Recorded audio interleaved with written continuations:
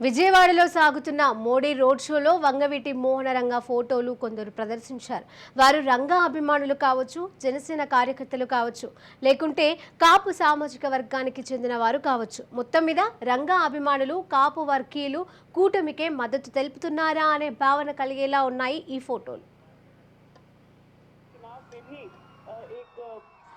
इस चुनाव में भी गूंजता रहा प्रचार के दौरान। देखिए, मैं आपको एक विषय बताना चाहूंगी। सड़कों पर जो लाखों की संख्या में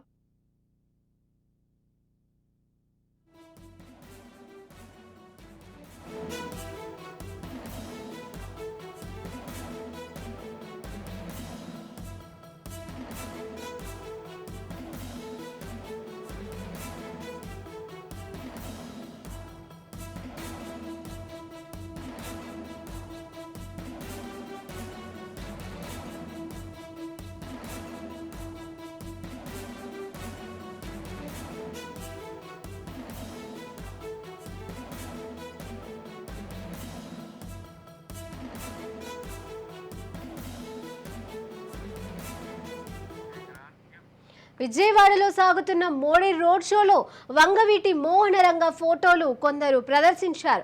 వారు రంగా అభిమానులు కావచ్చు, జనసేన కార్యకర్తలు కావచ్చు, లేకుంటే కాపు సామాజిక వర్గానికి చెందిన వారు కావచ్చు. మొత్తం మీద రంగా అభిమానులు కాపు వర్గీయుల కూటమికే మద్దతు తెలుపుతున్నారా అనే భావన కలిగేలా ఉన్నాయి ఈ ఫోటోస్.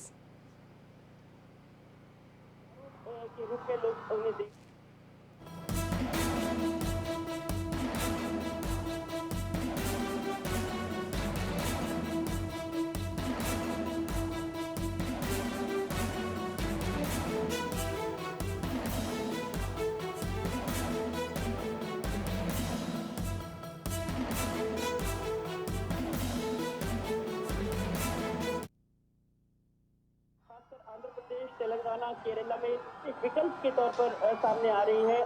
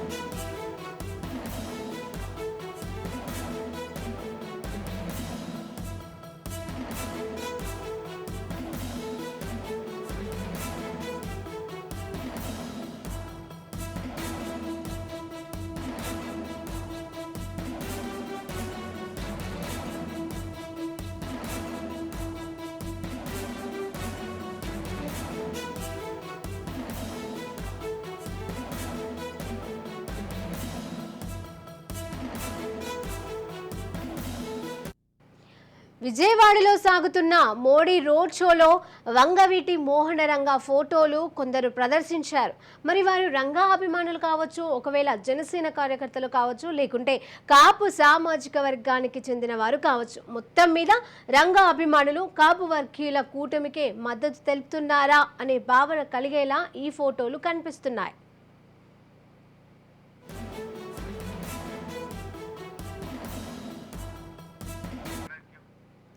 విజయవాడలో సాగుతున్న మోడీ రోడ్ షోలో అయితే వంగవీటి మోహనరంగ ఫోటోలు కొందరు ప్రదర్శించారు. ఇక ఇదే అంశానికి సంబంధించి మనతో మాట్లాడడానికి వంగవీటి నరేంద్ర లైవ్లో ఉన్నారు, ఫోన్ లైన్లో. నరేంద్ర గారు నమస్తే అండి, చెప్పండి. ఈ రోడ్ షోలో అయితే వంగవీటి మోహనరంగ ఫోటోలు అయితే దర్శనం ఇస్తున్నాయి. మరి దీన్ని ఏ విధంగా అనుకోవచ్చు? అంటే రంగా అభిమానులు ప్రదర్శించారు అనుకోవచ్చా, లేదంటే ఎన్డీఏ కూటమికి మద్దతుగా అనుకోవచ్చా? దీన్ని ఏ విధంగా తీసుకోవచ్చు అంటారు? ఏం లేదండి, అక్కడ వచ్చి ప్రదర్శించే వాళ్ళందరూ కూడా విజయవాడ అంటే చాలా చారిత్రాత్మకంగా రాజకీయ పరంగా కూడా ఎంతో ప్రసిద్ధిగాంచినటువంటిది. అలాంటి చోట రాజకీయాల పేరు తప్పనిసరిగా స్వర్గీయ వంగవీటి మోహన్ రంగ గారి పేరు అనేది వినిపిస్తుంది. అయితే అదే వంగవీటి మోహన్ రంగ గారు అన్న కుమారుడిగా నేను భారతీయ జనతా పార్టీలో ఉన్నప్పుడు పార్లమెంటు దృష్టికి వంగవీటి మోహన్ రంగా గారిది ఈ జిల్లా పేరు పెట్టే విషయంలోనూ, అలానే అక్కడ గన్నవరం ఎయిర్పోర్ట్ కి వంగవీటి మోహన్ రంగా గారి పేరు పెట్టాలనే విషయాన్ని జీవీఎల్ నరసింహారావు గారి ద్వారా పార్లమెంట్ లో నేను చెప్పించడం జరిగిందండి. ఆ రోజు నుంచి జీవీఎల్ నరసింహారావు గారికి ఆ యొక్క బీజేపీలో పాత్ర తగ్గించారు.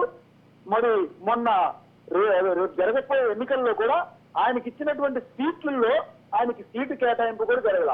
దీన్ని బట్టి ఏమర్థం అవుతుంది అంటే వాళ్ళు అక్కడ మద్దతు తెలియజేయట్లేదండి, నిరసన తెలియజేస్తున్నారు.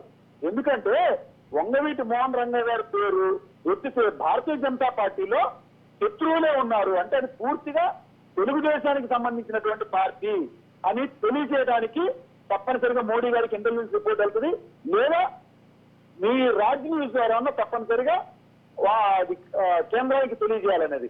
ఎవరు కూడా వంగవీటి మోహన్ రంగా గారి పేరుని పొరపాటును కూడా మర్చిపోరు. కేవలం రంగా గారి పేరు పెట్టాలి అన్న ఒక్క విషయాన్ని ప్రస్తావించినందుకు ఏకంగా ఎంతో అంటే ఇప్పుడు మీరు ఏమంటున్నారంటే ఇది మద్దతు కాదు, కేవలం సామరస్యంతో కూడినటువంటి నిరసన అంటారు, అంతేనా? అంతేనండి, తప్పనిసరిగా నేను చెప్పగలను. ఎందుకంటే మీరు చెప్పాను కదా, ఉదాహరణ చెప్పాను కదా, జీవీఎల్ నరసింహ ప్రస్తావించి తప్పనిసరిగా రంగా గారి పేరు పెట్టాలి అని చెప్పని పార్లమెంట్ లో మాట్లాడినందుకు ఆయనని పార్టీలో పూర్తిగా పక్కకు పెట్టారు.